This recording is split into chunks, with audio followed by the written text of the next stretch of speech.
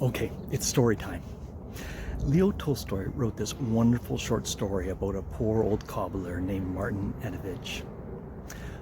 One late evening during his nightly prayers, Martin hears a voice. "Martin, Martin, look out into the street tomorrow, for I shall come." The next day he excitedly sits down to his work in the basement window where he keeps an eye out for the shoes that pass by on the street, and for the one who said he would come. His heart leaps and then sinks as he recognizes the worn shoes of Stepanich. The old and infirm man clears away the snow. Stepanich is leaning on his spade because he doesn't have enough energy to clear the snow. Martin invites him in for tea and to warm himself. They share tea, and Martin shares his story and some of the good things Jesus said. Martin gets back to work and recognizes many sets of shoes and boots as they pass by.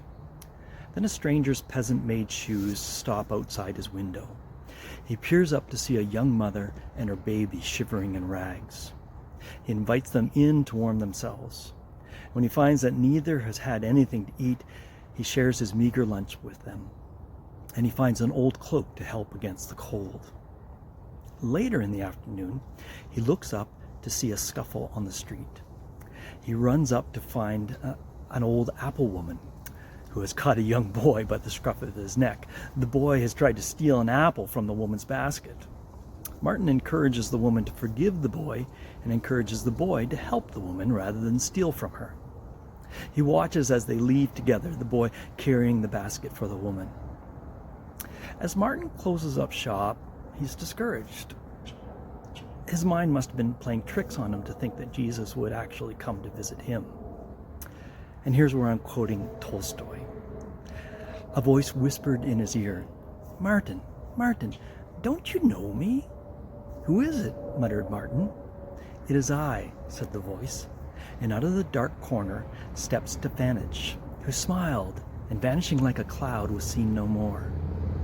"It is I," said the voice again, and out of the darkness stepped the woman with the baby in her arms, and the woman smiled, and the baby laughed, and they too vanished. "It is I," said the voice once more, and the old woman and the boy with the apple stepped out, and both smiled, and then they too vanished. And Martin's soul grew glad.